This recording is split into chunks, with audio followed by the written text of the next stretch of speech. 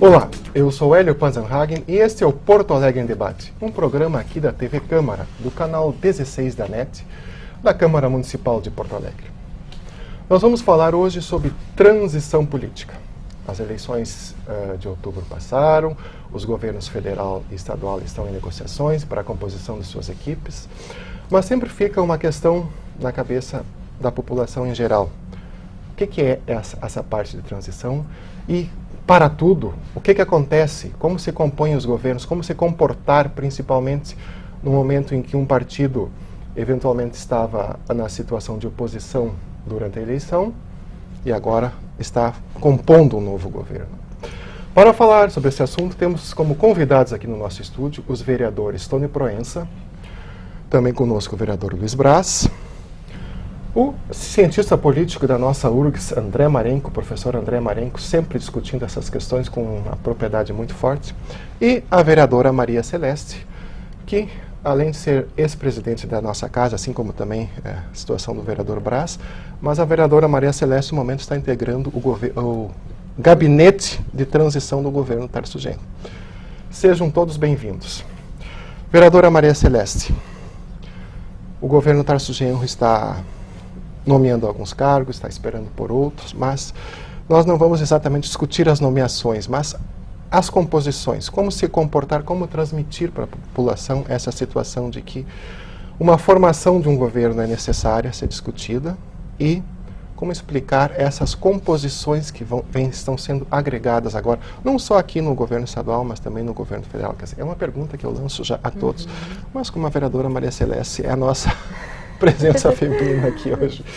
Com a licença do professor André, bem-vinda, vereadora, mais esse nosso Porto Alegre em Debate. Muito obrigada pela oportunidade de estar aqui mais uma vez no programa. Quero cumprimentar meus colegas vereadores Tony e Luiz Braz, professor André Marenco. Eu dizia que eu estou ansiosa para ouvir a análise e avaliação do professor, né, que tem pautado a sua trajetória de trabalho e de vida exatamente na análise dessas configurações e do processo não só eleitoral, mas do processo político da cidade de Porto Alegre e do estado do Rio Grande do Sul.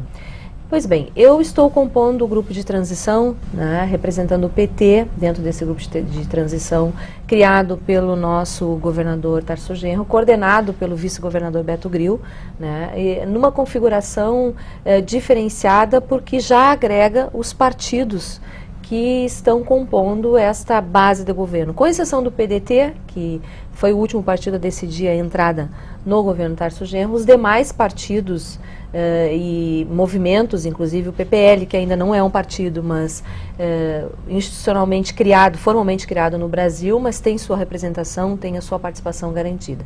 Nós estamos trabalhando, são 5 grupos que trabalham neste período de transição, distribuídos pelas secretarias, né? Certo. Pela nova formatação, em torno de 27, 28 secretarias, onde nós escutamos não apenas o partido que está ali, a indicação partidária, mas, sobretudo, né, o conteúdo programático daquela temática.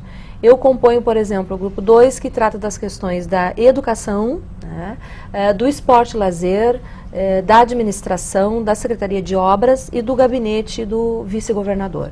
Dentro dessas temáticas, nós estamos ouvindo todos aqueles que estão pertinentes aos temas. Não apenas o governo atual, com dados e questões que nós já formulamos através de pedido de informações para que nos cheguem, né, respostas da estruturação da secretaria, número de CCs, números de, enfim, toda a estrutura, número de funcionários, né, da política estabelecida do ponto de vista estrutural. Mas, sobretudo, nós estamos ouvindo movimentos sociais. Conselhos representativos da sociedade, né, o Conselho da Educação, sindicatos pertinentes, CEPERG, Simpro, estiveram lá, da mesma forma das outras secretarias. Então, o que caracteriza isso? Caracteriza a montagem de um diagnóstico da real situação encontrada neste momento sob determinada secretaria.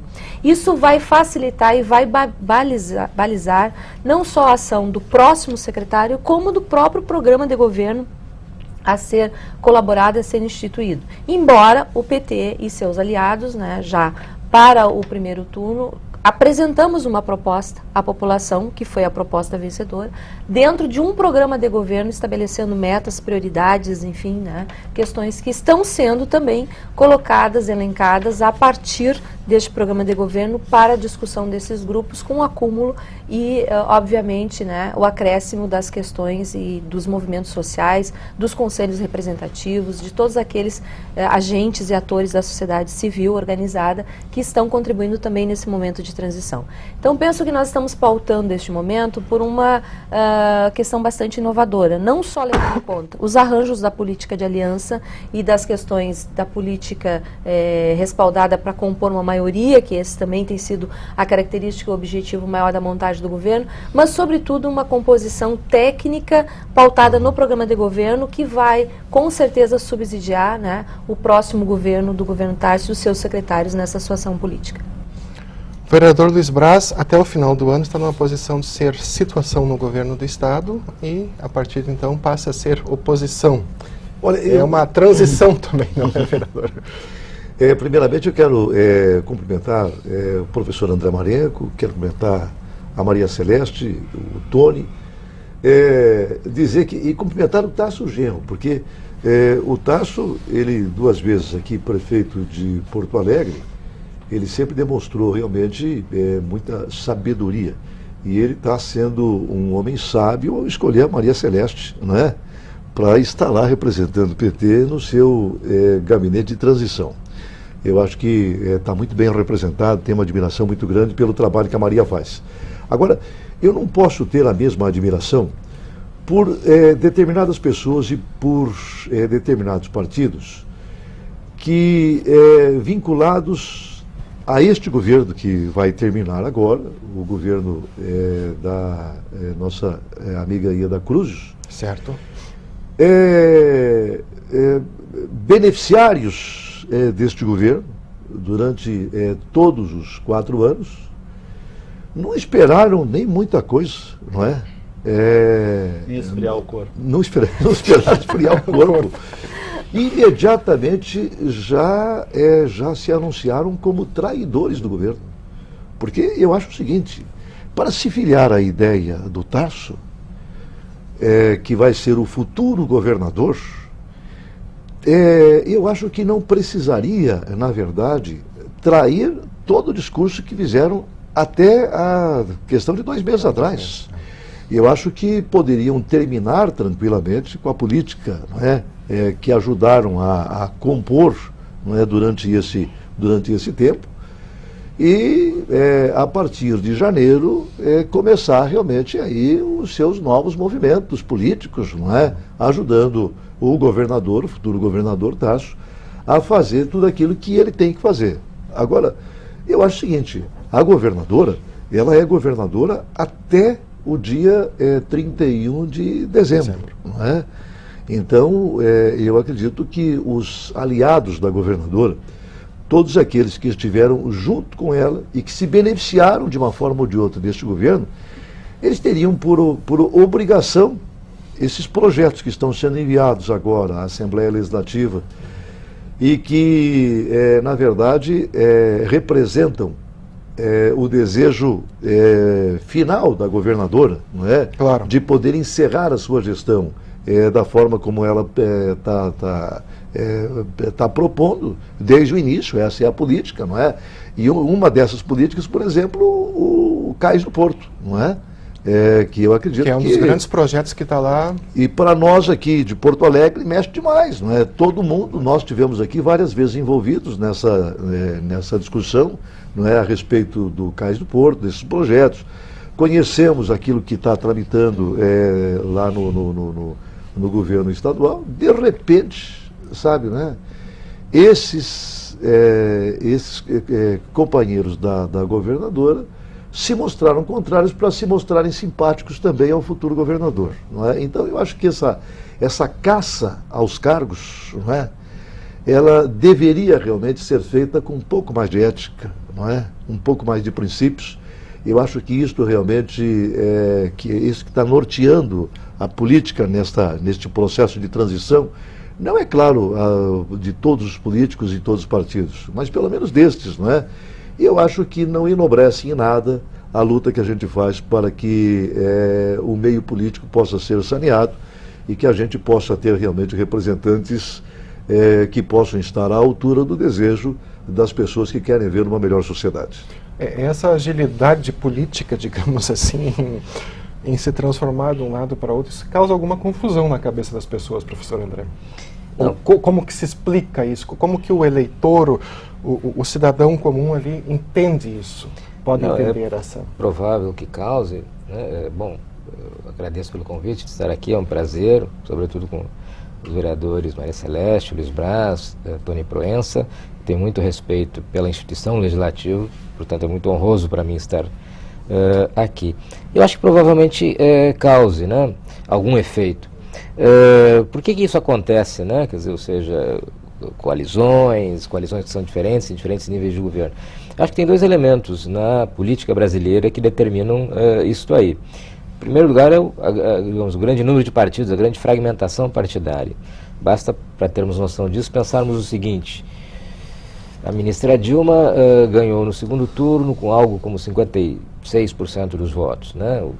O PT, na Câmara dos Deputados, embora sendo o mais votado, fez algo como 17%, 18%, uma distância. Isso. Mesmo aqui, o futuro governador Tarso Genro fez 54% dos votos no primeiro turno, uma votação inédita em termos de, desde que temos segundo turno, desde a redemocratização e também pela diferença em relação ao segundo colocado. O seu partido, o PT, elegeu 14 deputados, isso dá em torno de 30% aproximadamente, ou seja, e esse é um padrão no Brasil em geral, não é só aqui em Porto Alegre, né? Ou seja, há um grande número de partidos, não há nenhum partido que numa eleição, mesmo vencendo num primeiro turno, como foi o caso aqui do PT, tenha sozinho maioria de cadeiras, né, maioria de votos no legislativo. Os legislativos tendem a ser altamente fragmentados. No caso de Porto Alegre não é o mais fragmentado, são partidos, se nós olharmos para a composição aqui da Câmara Municipal, os partidos aqui representados são partidos nacionais, que têm uma expressão nacional, que têm uma tradição, etc. Se formos olhar, por exemplo, a Câmara Municipal de Fortaleza, né, é um número muito maior ainda de partidos, micropartidos, pequenos partidos que não têm uma expressão nacional, que não têm uma identidade, enfim. Então esse é o primeiro fator, né? Normalmente quem se elege, né, o partido vitorioso no primeiro ou segundo turno, não tem maioria e ele precisa de maioria, né, para dar estabilidade, para conseguir implementar. Então, há no Brasil um padrão, né, predominante de governos de coalizão. Ou a coalizão que foi responsável pela eleição, sim, ou muitas vezes... para tornar governável a necessidade governável, para dar uma certa estabilidade, porque se a cada votação de uma matéria, de um projeto, o prefeito ou o governador tivesse que ir lá e construir uma maioria, quer dizer, qual seria a situação? Nós teríamos uma instabilidade, uma não coerência. Temos uma maioria para uma política, uma maioria para outra, lá pelas tantas, as políticas começariam a ser não consistentes, seriam incoerentes, né, em relação ao que é necessário, que é importante, que as políticas de governo tenham alguma coerência ao longo do período de mandato, né, pelo menos dos 4 anos. Então, esse é um fator. Um outro fator importante é o fato que o Brasil é uma federação, né? E ele é uma federação não por um capricho de algum governante em algum momento, mas porque, de fato, pela extensão territorial, pela diversidade cultural, política, administrativa. Os estados são diferentes. O Rio Grande do Sul não é igual à Bahia, que não é igual ao Ceará, que não é igual a São Paulo. São diferentes, né? A força dos partidos em cada estado é diferente. Então, naturalmente, em cada estado, nós vamos ter composições, alianças, pesos diferentes de cada partido. Por essa razão, inclusive, que quando, há quase 10 anos atrás, o TSE, interpretando a Constituição, determinou aquela medida que foi a verticalização de coligações, eu não simpatizei muito. Eu não acho que necessariamente a política tem que ser igual, as alianças têm que ser as mesmas em cada lugar do Brasil, né? Então, naturalmente, vai ter partidos que compõem o governo no plano federal, nos estados vai haver uma composição de natureza diferente, nos municípios. Por isso nós temos essa fisionomia, nós temos uma aliança nacional que envolve basicamente o PT e o PMDB e outros partidos. Nós temos uma aliança no Rio Grande do Sul, que PT, agora o PDT, PTB, outros partidos, e na Prefeitura Municipal de Porto Alegre uma outra composição diferente. Isso eu acho que é um pouco da natureza da política brasileira e não necessariamente é algo negativo. Eu acho que o eleitor consegue compreender bem isso aí, sobretudo aquilo que poderia ser complicado, quer dizer, a capacidade dele avaliar o desempenho de governos, né, dada a natureza de coalizões, dada a variação dessas coalizões. Eu acho que, sobretudo no caso do Executivo, o eleitor consegue perceber. Tem um dado que foi divulgado que eu acho muito interessante e sugestivo acerca das últimas eleições. Dos 26 estados mais Distrito Federal, né, que elegem governadores, em 17 o governador dispunha de uma avaliação positiva. Ou seja, ele, nas pesquisas de opinião, ele era avaliado, o seu governo, como bom, como ótimo, enfim, predominantemente bom ou ótimo. Desses 17, em 15, ou o governador tentando a reeleição, ou um candidato do seu partido, ou um candidato de outro partido por ele apoiado, foram vitoriosos. Quer dizer, o eleitor avalia, tem um senso de julgamento sobre o governo, e ele dá um voto, né, consistente em relação a esta avaliação. Em 10 estados, o governador foi mal avaliado, né? Desses 10, em 9, ou o governador, ou o candidato do seu partido, ou o candidato por ele apoiado, foram derrotados. Quer dizer, o eleitor ele consegue avaliar e estabelecer um voto coerente em relação a essa avaliação e produz resultado, ou seja, governos mal avaliados são derrotados, governos bem avaliados são reeleitos, né? Então isso me parece que o eleitor, nessa complexidade de informação toda, ele consegue mais ou menos, sobretudo para o Executivo, discernir as coisas. O vereador é aquele político que está mais próximo da população, né? É uma questão que o professor André levantou aqui, quer dizer, nós estamos em Porto Alegre, cara, temos aqui os deputados também na Assembleia, né? Mas o vereador tem aquela situação de ter que explicar ao eleitor, muitas vezes, essas composições, né? Como que lá no estado tal o partido A está com o partido B, aqui estão contra. Como é que você consegue explicar isso, vereador Tony? Olha, é fácil. O vereador é o mais acessível. É o mais acessível. Ao eleitor. Eu quero agradecer ao Hélio e à TV Câmara a oportunidade de participar mais uma vez desse programa, cumprimentar meus colegas Luiz Braz e Maria Celeste. Fica fácil para mim, depois do professor André Marenco nos dar assim, essa análise da conjuntura e da situação política do Brasil, me manifestar. O eleitor, ele percebe muito mais o resultado prático de um governo do que a coligação que o compõe. No primeiro momento, a coligação pode preocupar o eleitor, preocupa muito mais os políticos, como fez a manifestação do vereador Luiz Braz. O eleitor está preocupado que se as políticas públicas e os projetos apresentados na campanha serão implementados. E de que forma isso trará benefícios e soluções para os seus problemas, principalmente o eleitor que procura o vereador. Ele tem um problema, ele tem uma situação, ele quer ver soluções e políticas públicas que resolvam seus problemas. Então, me parece que o eleitor ele é muito mais pragmático que nós políticos, porque ele vota, ele tem o voto ideológico, ele tem o voto partidário, mas ele se preocupa muito com a solução disso. O professor André apanhou bem isso, quer dizer, os governantes bem avaliados, eles tiveram resposta eleitoral depois com o voto nas urnas. E esses governantes todos tiveram grandes coalizões. É da prática política contemporânea do Brasil as coalizões e a construção de maioria para dar governabilidade, né, para que as políticas públicas possam ser implementadas, como bem disse o professor, com coerência. E é isso que nós estamos esperando aqui, eu, vereador particularmente, dos dois governos que se instalam agora em 1º de janeiro, tanto o governo estadual quanto o governo federal. Porto Alegre depende muito das políticas públicas e da atuação dos governos federais e estaduais. Os municípios dependem muito, os municípios receberam muitos encargos, mas ainda dependem muito de verbas e projetos e políticas que não são decididas no município. Portanto, a coalizão para dar governabilidade e poder implementar políticas públicas, eu acho saudável. Porque se era isso que faltava, o Tarso não terá esse problema, muito menos a presidente Dilma. Então, o que me preocupa agora é como é que esses governos se comportarão com relação a Porto Alegre. Porto Alegre vai viver momentos de uma oportunidade ímpar com a Copa do Mundo, que é o centro das preocupações do prefeito Fortunati, no momento, do ponto de vista do desenvolvimento da cidade, das oportunidades que a cidade pode ter. Porto Alegre precisa estabelecer uma nova política de segurança pública, com retomada dos espaços públicos pela cidadania. Porto Alegre depende e muito para resolver os seus problemas de saúde do governo federal e também do governo estadual, né? Porto Alegre, então, não é uma ilha. Porto Alegre é dependente visceral das políticas públicas do governo federal e do governo estadual.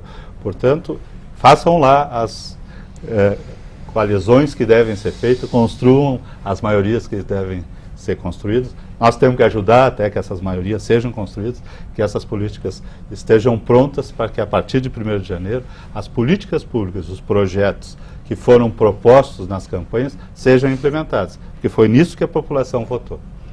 Essa questão da governabilidade não é apenas uma necessidade, quer dizer, é uma necessidade extrema, mas existe aquela questão que o vereador Braz levantou antes, que chama a atenção também, e não sei se isso talvez cause algum desconforto no gabinete de transição, né? Quer dizer, essa rapidez em um partido está num governo e de repente ele já está no outro. Hélio, a minha crítica não é com relação às coalizões que são formadas. Exato. Não é? Porque isso viabiliza os governos. Nada contra isso. Não é? Sim, todos somos a favor de que haja governabilidade. É a postura, sabe? Olha, a pessoa, nesse dia ele está aqui, sabe, não é? Com uma determinada linha política, não é? Exato. Apoiando, não é? A governadora. No dia seguinte, porque surgiu a oportunidade de um cargo, ele imediatamente dá uma guinada e começa a atrair, sabe, o lado que ele estava vinculado no dia anterior. E eu acho que esse político está faltando com a ética.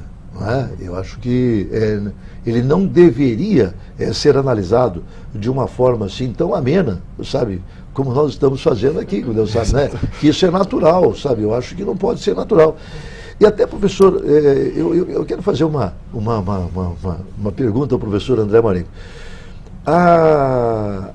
Eu acredito que o político, ele recebe votos, o eleitor, ele vota por vários motivos, e um dos menores motivos, um dos motivos mais insignificantes são as propostas e o trabalho que o político faz.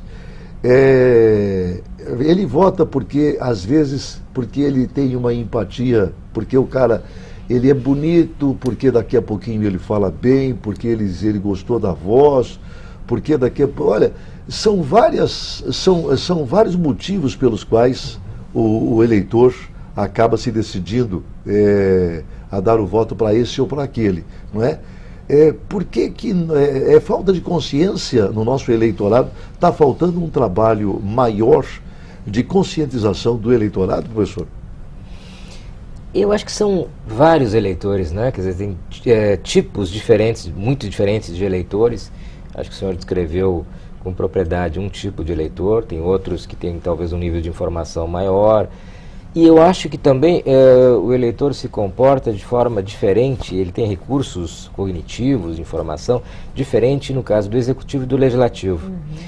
Eu acho que no caso do Executivo, um pouco o que eu tinha indicado na fala anterior, eu acho que as coisas vão bem, no sentido que, bom, é um governante, como disse o vereador Tony Proença, é um governante, ele avalia, né, as políticas, por exemplo, né, o eleitor, a coisa que mais o eleitor conhece é seu bolso, né? Está bem ou está mal. Então, numa eleição como a presidencial, é relativamente fácil para o eleitor associar a sua condição de vida ao governo, né, que está terminando.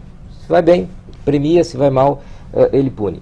Isso vale para governos estaduais, para prefeituras, etc. Quer dizer, a visibilidade é muito clara. Prefeito, governador, é um só, né, naquele nível de governo, ele executa políticas que são visíveis, que são palpáveis para o eleitor, é relativamente fácil para o eleitor se situar e julgar.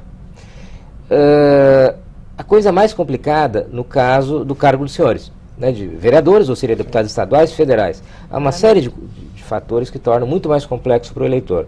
Em primeiro lugar, é mais complexo o eleitor entender efetivamente qual é o papel do legislativo, né?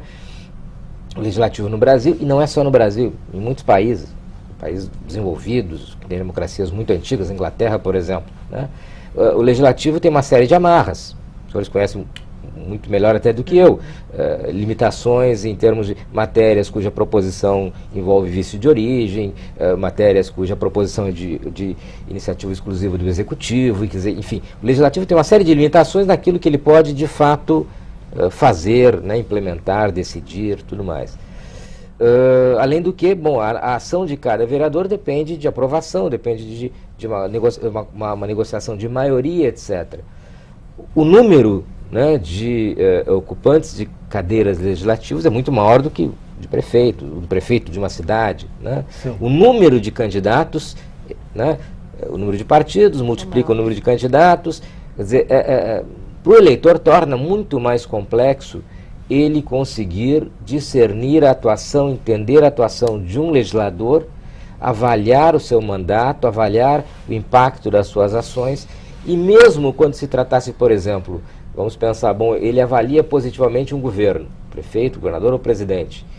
Então ele vai entender que um conjunto de vereadores ou deputados participaram da base daquele governo, apoiaram e, portanto, devem ser avaliados também, né, positivo ou negativamente, em função dessa participação. É muito mais complexo. Em geral, o que a gente tem visto, eu já pude observar isto, é que muitas vezes, por exemplo, pegando as eleições presidenciais e analisando comparado com as eleições para deputado federal, muitas vezes num estado o candidato a presidente vai bem e os candidatos a deputado federal da sua coalizão vão mal, e vice-versa, né? Vão bem os candidatos a deputado, vão bem no estado e o candidato a presidente, quer dizer, o eleitor não consegue associar as duas coisas, né?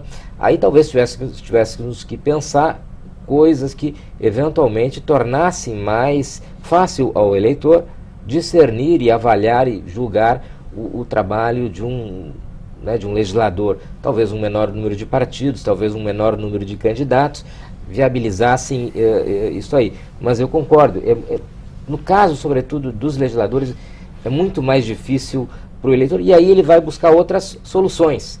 A simpatia com o candidato, eventualmente algum tipo de favor que ele tenha lhe prestado. Ele vai buscar algum outro tipo de atalho cognitivo para julgar, para avaliar. A identificação, na verdade. Identificação. Como diz o Brás, aquele eleitor pessoal, que decide pela beleza, escolha, aquele exclui eu e o Brás e elege a Maria Celeste. Então vamos botar só na Maria aí, ó.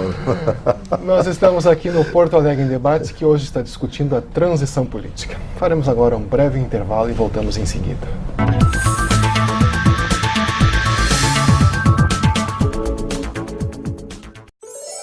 O Natal é um tempo de esperança.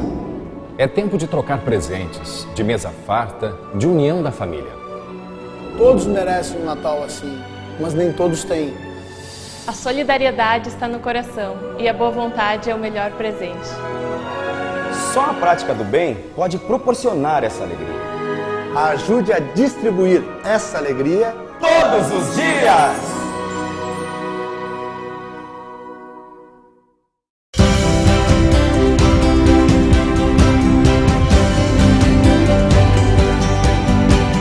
A praia é uma das mais antigas da cidade, junto com as ruas Riachuelo e Duque de Caxias, formou o principal eixo de ocupação urbana. Relatos de viajantes dizem que a rua era a única via comercial extremamente movimentada em 1820.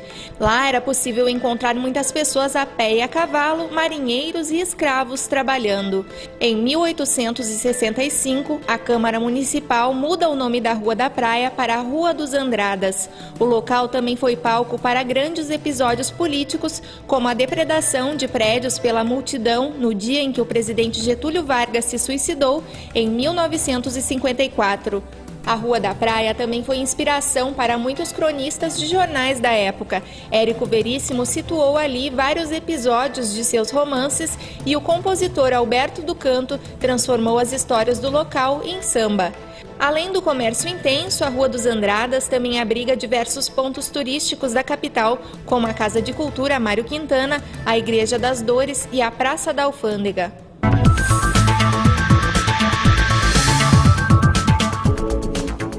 Voltamos com o Porto Alegre em Debate, que nessa edição está discutindo a transição política. no governo federal, no governo estadual. As eleições foram em outubro. Os governos vão tomar posse em janeiro. Infelizmente, no Brasil, nós temos essa ideia de que o ano civil só começa em março, que as coisas todas só começam a acontecer em março. Entre a eleição, a posse e o início efetivo do ano, nós temos vários meses.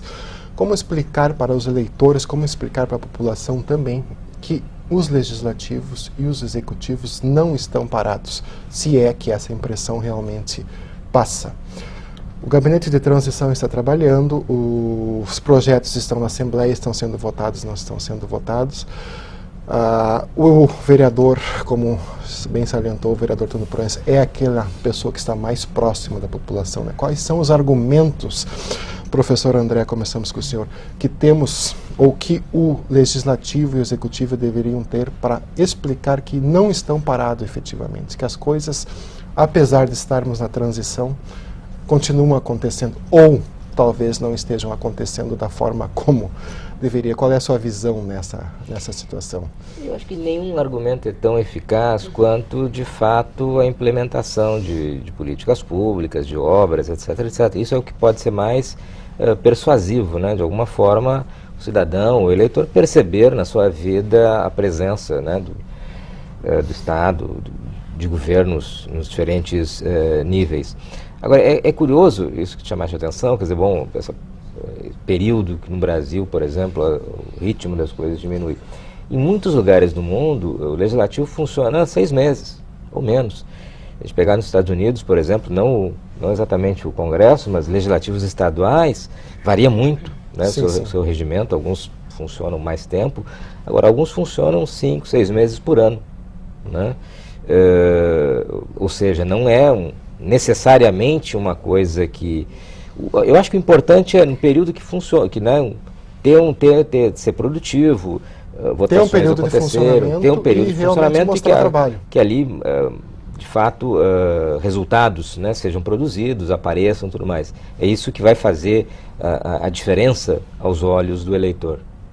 Na realidade, né, professor, esses países acabam funcionando num tempo menor o parlamento porque eles dão conta apenas da votação do orçamento, que é uma característica diferenciada no Brasil, né? Os parlamentos brasileiros, eles dão conta de vários, mesmo com restrições nas iniciativas, eles dão contas de vários projetos e várias propostas de iniciativas de vereadores, do próprio Executivo. Nós estamos hoje na Câmara Municipal com um acúmulo de tarefas, e esse é o pior período, digamos assim, para a Câmara Municipal em termos de aprovação e votação de projeto, porque também o Executivo acaba entregando uma série de projetos nos últimos dias. Tivemos agora, recentemente, a presença do prefeito aqui, entregando um conjunto de quase 20, 25 projetos.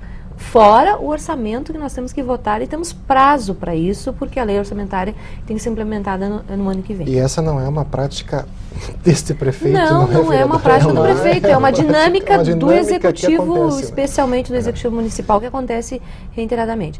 Mas eu queria só voltar um pouquinho atrás na questão do tema da transição. Né? Certo. Que é o nosso assunto. Que é um assunto principal, mas que é importante também as pessoas saberem que funcionam, as câmaras funcionam, os parlamentos estão funcionando. Nessa questão da transição, né, nos parece difícil, talvez, o eleitor compreender, né, esta amplitude de aliança do governo do PT. Né. Mas nós, Brás, tivemos e amargamos duramente no governo Olívio a decisão ou a falta de possibilidade de um leque mais ampliado de alianças, especialmente junto à Assembleia, para, inclusive, implementar a política pública necessária do programa de governo do governo Olívio. Aprendemos a duras penas esta lição. Né? E 2002, com o novo governo federal, o governo Lula, que praticamente ensinou, digamos assim, né, se é a palavra mais adequada, mas colocou uma nova proposta de trabalho para o Partido dos Trabalhadores, ampliando a possibilidade de leque de aliança, especialmente quando alcança o Executivo, que essa sempre foi a grande dificuldade. Como tu vai ser governo, implementar a política do teu programa de governo que tu foi eleito, um programa de governo mais à esquerda, né? Hoje já nos consideram mais centro-esquerda, né? Mas com um programa e com propostas muito mais à esquerda, contra a privatização, contra uma série de questões que também começam a ser reavaliadas, né? E esta nova configuração e este novo modelo de gestão está baseado, está pautado num governo que deu certo por 8 anos, que foi o governo Lula.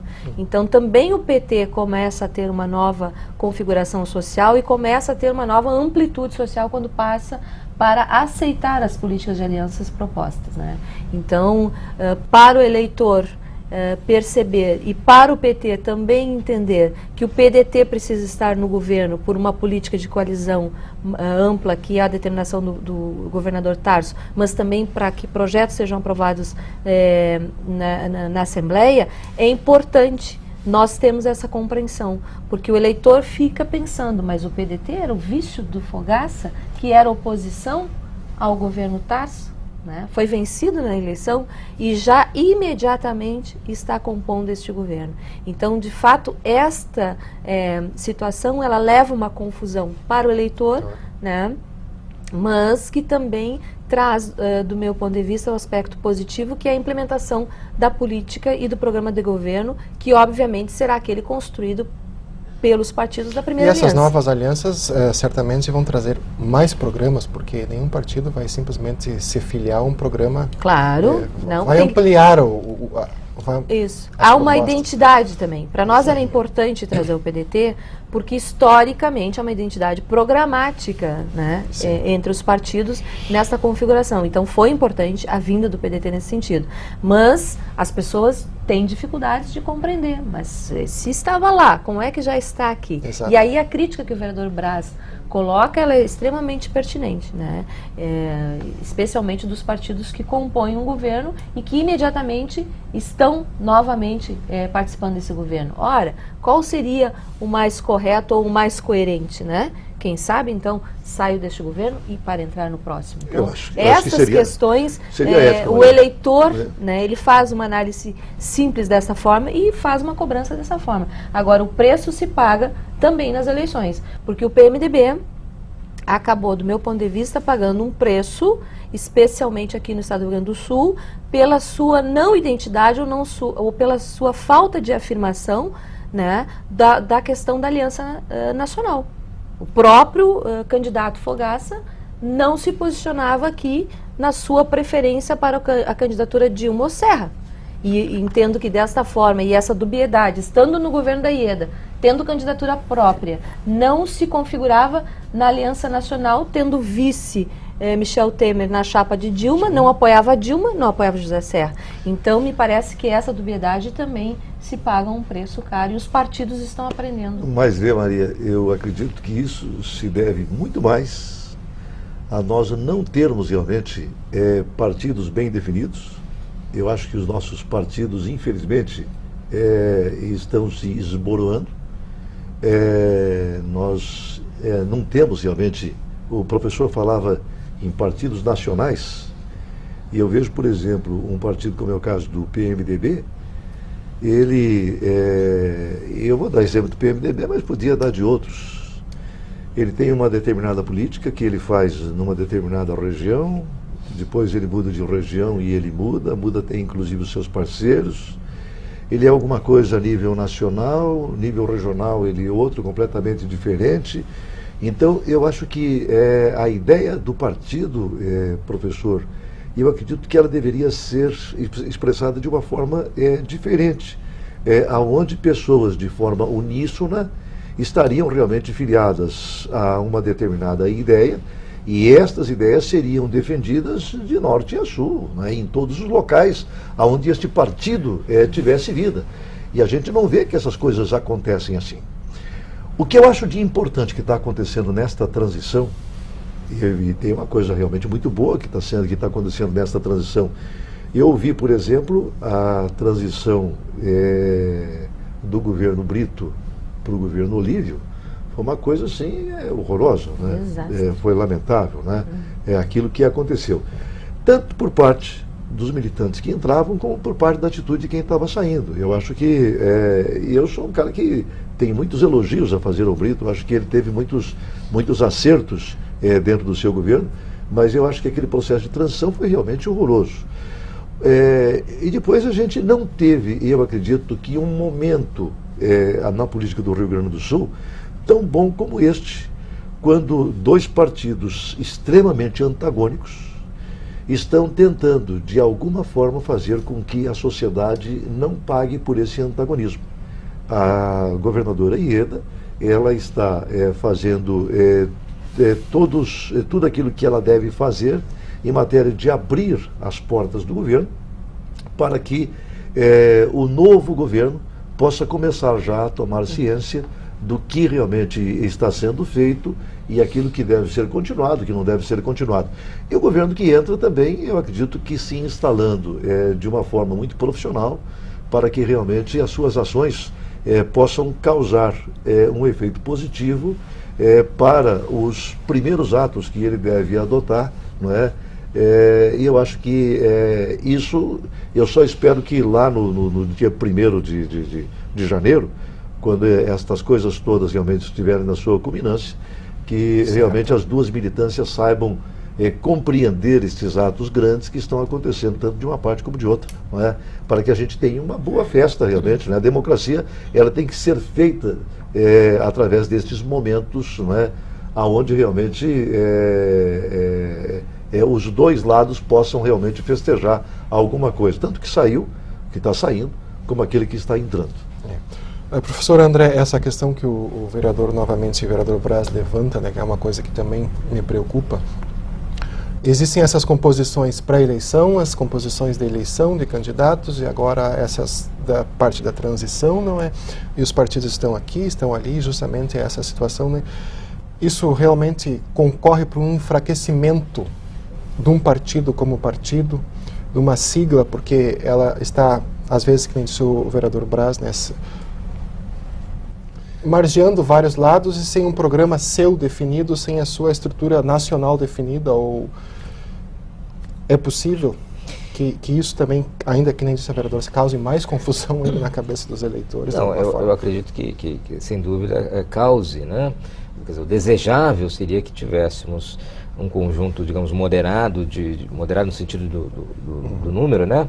De grandes partidos, com enraizamento nacional, com uma identidade, né, que pudesse ser balizadora assim, para os seus eleitores nos vários estados. Não temos isso até por contingências da estrutura social brasileira, pelo federalismo, pelas diferenças regionais, tudo mais. Agora, acho que mesmo em determinadas circunstâncias em que partidos se apresentam com esta variação muito grande, certo, talvez o eleitor o puna, né? O episódio lembrado aqui do PMDB, lembrado pelos vereadores, eu acho que bastante ilustrativo a esse respeito, né? Quer dizer, o fato do PMDB daqui do Rio Grande do Sul, há muitos anos, aliás, vir marcando uma postura muito diferenciada do PMDB nacional, um pouco valorizando uma certa idiosincrasia regional. Lá pelas tantas, já em 2006, a ida da governadora Ieda para o segundo turno já foi uma sinalização. Quer dizer, o eleitor estava se pautando por questões nacionais, pela polarização entre Lula e Alckmin, e aquele PMDB que não sabia muito bem qual era o seu lugar, né, ele já ficou de fora, né? E agora também, isso parece muito claro, e isso foi um erro de avaliação minha, eu avaliava que o PMDB, o prefeito Fogaça, era favorito para vencer essas eleições, né? Para num segundo turno compor aí e vencer, e não venceu por quê? Porque de alguma forma o eleitor, aquela indefinição da aliança, de não saber muito bem qual é o seu lugar, um discurso que é a favor de todo mundo, que não se identifica, não se define muito claramente, o eleitor viu com desconfiança, e a diferença entre a votação de Fogaça e a votação da governadora não foi muito grande, considerando as circunstâncias de desgaste que a governadora enfrentou, não foi uma diferença muito grande. Então talvez o eleitor também tenha, nesse momento, punido uma posição assim de indefinição, de ausência de uma identidade muito clara. A vereadora Celeste também levantou a situação de que é necessário deixar bem claro, não é, a proximidade programática de um partido que é convidado, essa proximidade de propostas, né, para justificar para o eleitor também, né, que o motivo de esse partido que estava até o momento contra, de repente está do lado, né? Mas nós temos também a questão de que nós temos ainda uns 40 dias para a posse, e existem projetos importantes da governadora que estão na Assembleia. não é? E não se sabe exatamente qual vai ser o comportamento em relação a esses projetos, não é? O que a gente pode imaginar? Olha, se a gente avaliar que hoje a governadora tem maioria na Assembleia, ela tende a aprovar os projetos enviados. E é um direito que ela tem de administrar o Estado até o dia 31 de dezembro. O que eu acho que importante nesse momento é o seguinte, nós de Porto Alegre não estamos vivendo esta transição. A Câmara de Porto Alegre tem que... isso é uma demonstração que nós podemos dar para que a população sinta que as coisas continuam andando, né? Nós temos que votar aí 10 ou 12 importantes projetos que o prefeito traz. Que são projetos da cidade. Que sinalizou que são importantes para a cidade, para que a cidade retome algum desenvolvimento logo em seguida e continue sem sofrer solução de continuidade. Nós temos projetos do próprio Legislativo, nós temos a atividade das comissões permanentes, e isso vai dar, como bem disse o professor André Marenco, uma sinalização para a população de que a vida continua. E se a vida continua, a vida do cidadão continua. O cidadão não para a vida para esperar a transição. Portanto, nós temos que também continuar com a atividade legislativa em Porto Alegre, temos que continuar a ajudar a que a Prefeitura continue com as suas políticas públicas em andamento e tentar, de alguma forma, sinalizar lá para o governador eleito, através dos partidos que compõem a base de sustentação do governo, e para a presidenta eleita, assim, né? A presidenta eleita agora. As nossas preocupações com relação aos futuros governos, com relação ao Porto Alegre e também as políticas que serão implementadas no Brasil e no Rio Grande do Sul. Eu acho que essa pode ser talvez a melhor postura que os legisladores, os vereadores de Porto Alegre têm que ter para que a população tenha a sinalização de que tudo vai continuar. Acho que ainda vão ter, a transição vai ocorrer da maneira mais civilizada, me parece, dos últimos tempos. Parece que sim. Parece que sim. Acho, o que é muito bom, demonstra maturidade política. Maturidade e a celebração da democracia. Quer dizer, na verdade, a decisão foi do povo, de quem entra e de quem sai. Né? E às vezes os políticos se esquecem um pouco disso, que essa decisão foi tomada soberanamente pela população. E aí resolve por si ter este ou aquele comportamento, e às vezes não condizente com o cargo que exerce. Mas nesse caso aqui, acho que não. Acho que tem que louvar e saudar a atitude que está tendo a governadora e o governo da governadoria da Cruz, e saudar um comportamento também liderado pelo governador Tarso. Acho que aí tem um pouco, muito, aliás, eu diria, da experiência que o governador Tarso adquiriu na participação dele no governo Lula. Nós temos que lembrar que o Tarso foi importantíssimo em momentos de muita crise, e de crises que poderiam ter sido maiores do governo Lula, e ele foi figura fundamental, central, né, da reharmonização do governo, principalmente da interlocução do governo com a sociedade, através do Conselhão, como ministro da Justiça. E ele traz um pouco dessa experiência, me parece, agora para liderando o processo de transição. Tony, eu vou fazer só uma constatação. Por favor. Dada uma informação que o professor André Marenco traz, que em alguns países os legislativos eles funcionam apenas durante 6 meses. Eu quero só lembrar que, muito recentemente, os legislativos, inclusive o nosso se incluía, nós funcionávamos, na verdade, durante 8 meses. Não 6, mas durante 8. Porque nós tínhamos 3 meses de recesso no final do ano e tinha mais 1 mês de recesso no meio do ano. Então, 4 meses. É claro que nesses 4 meses o parlamento ele não para completamente, ele não fica totalmente inerte, mas a sua produção cai muito, não é? E como a produção do legislativo cai, com certeza também o executivo, não é? Ele não tem, na verdade, o mesmo ritmo que ele tem, não é, nos outros meses. Então nós também aqui, muito recentemente, tínhamos 8 meses de função, 2 meses a mais do que nesses países citados pelo professor André Marenco. Não é? Agora corrigimos. Eu não sei se foi bom, se foi ruim, mas corrigimos. Mas é porque também mudou a conjuntura. Hoje, Nós temos muito mais atuação da sociedade, participação da sociedade nos conselhos de defesa do direito. O controle social aumentou muito. E a Câmara é o espaço de mediação desses conflitos entre o executivo e a população. Se tornou, né? Portanto, a nossa atividade, muito além de legislar e de aprovar e defender novas leis, atualização de leis, ela hoje a Câmara para onde ocorre todas as contradições da cidade.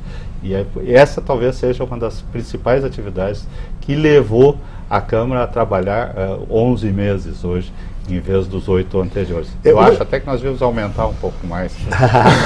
Uma discussão que se faz, Hélio, e acho que isso daqui seria um bom programa para convidar o professor André Marenco, se porventura é válido ter uma Câmara para cada município, ou se essas câmaras, não é como a nossa aqui, por exemplo, poderiam ser câmaras regionais.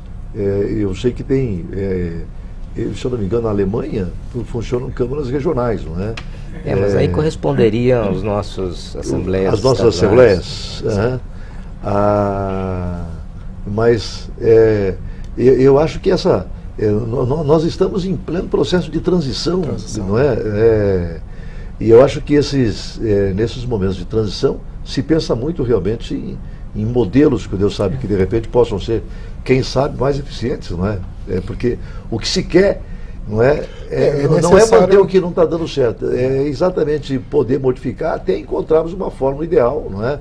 Para que a sociedade possa se aproveitar bem disso. Nós temos uma característica importante que eu acho que tem que avançar, eu não sei nem de que forma, não sei nem como propor isso, mas por ser uma região metropolitana. Há que haver uma integração da região metropolitana, porque as atividades de Porto Alegre, elas recebem, e a infraestrutura de Porto Alegre, Porto Alegre é uma cidade de toda a região metropolitana. Nós chegamos a implementar um fórum de câmaras municipais da região metropolitana, né? Tive uma iniciativa pequena na minha presidência e depois o vereador Sebastião Melo, como presidente, deu continuidade, o que é extremamente importante. Mas como não é uma questão institucional e fica à mercê dos presidentes que assumem os parlamentos e também do processo eleitoral, da vontade, da visão, e do processo eleitoral, as pessoas são eleitas, não são, enfim, fica muito da vontade individual, isso acaba não acontecendo a discussão necessária, né, tão importante da metropolitana, porque são N questões que aportam aqui, desde a questão do tráfico, do trânsito, da questão das políticas públicas, do atendimento à saúde, né, da educação, enfim, todas tão importantes e necessárias de uma discussão mais da metropolitana. Para o senhor que é um cientista político, o senhor vai ver o seguinte, olha, nós temos aqui interesses nas câmaras aqui desta região da Grande Porto Alegre, que eles se fundem, não é? Claro. Questão do trânsito, das vias estruturantes. Por isso que a própria RS 10. A Assembleia não serviria para representar estes interesses simplesmente aqui, porque eles se conflitam muitas vezes com os interesses lá daquelas câmaras que estão lá no Vale dos Sinos, aquelas que estão lá mais nas regiões de fronteira, não é? Mas na nossa região aqui, se nós formos procurar aqui Porto Alegre, Cachoeirinha, Alvorada, Viamão, não é? A gente vai ver que nós temos aqui interesses muito comuns, não é? Com relação aos rios, com relação aos relevos, não é? A tudo aquilo que realmente interessa para a nossa sociedade aqui. Não há dúvida, né? Quer dizer, eu acho que a partir de um esqueleto básico, né, das instituições representativas, a possibilidade que elas têm de estabelecer outras organizações, outras estruturas para dar conta, né? Eu acho que nós não poderíamos pensar uma cidade como Porto Alegre sem uma Câmara própria dela, para tratar das questões próprias, específicas de Porto Alegre e, enfim, de resto de todas as cidades, dependendo do seu porte. Agora, isso não impede, né, não é contraditório com que se estabeleçam conselhos ou câmaras, enfim, que articulem diferentes legislativos em função de questões comuns, transporte, preservação ambiental, tudo mais, que são, como também já existe, por exemplo, né, extrapola o legislativo, os COREDs, que também tem. Então, eu acho que isso é possível e desejável, não? Sem dúvida. Nós estamos, então, aqui concluindo mais um Porto Alegre em Debate. Eu quero agradecer aqui especialmente a presença do nosso vereador Tony Proença, Eu que agradeço a oportunidade, quero dizer que tive muita satisfação de passar esse período aqui, principalmente aprendendo com o vereador Braz, a vereadora Maria Celeste, com o Hélio e com o nosso professor André Marenco. Acho que esse tipo de debate levado à população é muito saudável, porque isso não só mostra as nossas posições, mas principalmente depois a gente recebe daqueles que nos assistem, né, as suas opiniões, e a gente aí vai construindo uma relação com a cidade, que é uma relação que avança a cada dia. Também agradeço aqui a presença do nosso querido vereador Luiz Braz, que muito contribuiu para esse programa. Quero agradecer muito essa possibilidade de vir aqui para poder discutir com pessoas assim que eu admiro tanto, no caso da Maria, do Tony, e essa oportunidade a gente está aqui vivendo com o professor André Marenco, que é realmente uma grande referência que nós temos aqui para nós no Rio Grande do Sul. Então, muito obrigado. Eu só espero que realmente a nossa população, não é, ela possa cada dia mais se conscientizar da importância que tem de se integrar no trabalho dos parlamentos em si, não é? Juntamente com os políticos, para que na hora do voto, na hora da escolha do seu candidato, ela possa realmente fazer a escolha mais acertada possível.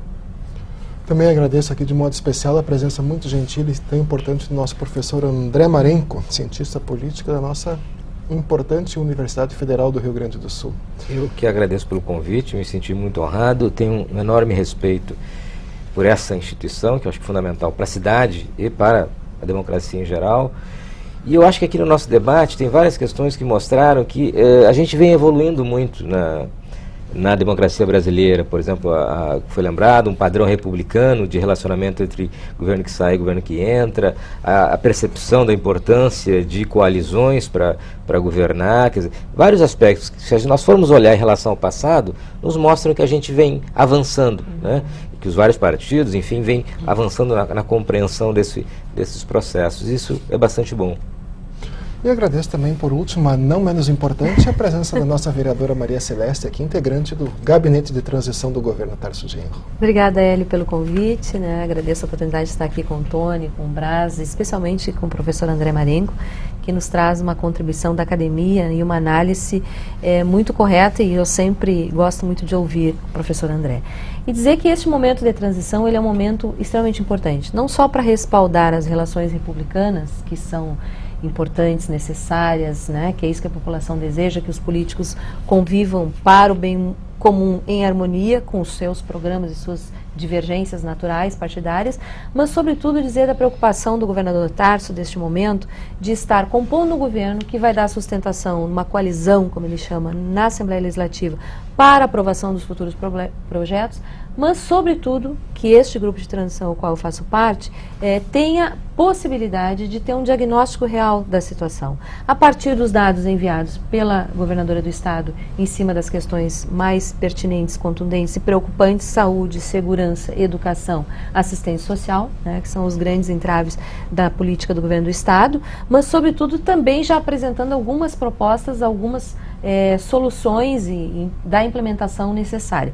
Veja, na educação, por exemplo, a nossa maior preocupação no grupo de transição, né? Sabemos que tem um número expressivo de crianças e adolescentes fora da rede escolar. Como é que nós vamos tratar isso? Logo ali, 1º de janeiro, né? Esta é a questão que está sendo posta, que está sendo discutida e estará certamente sendo encaminhada ao secretário, ao vice-governador e ao governador Tarso, para que haja propostas, inclusive contundentes, de resolução de problemas que nós, obviamente, enfrentamos hoje no governo do estado. Então, com esta nova formatação, nova conotação, com um governo de coalizão que dê sustentação na Assembleia, mas, sobretudo, possa ser implementada uma política efetivamente que vá contemplar, né, ao eleitor que votou e espera que esse governo tenha essas respostas, é com esse sentimento, com essa proposta que nós estamos aí nos desafiando para esse próximo período.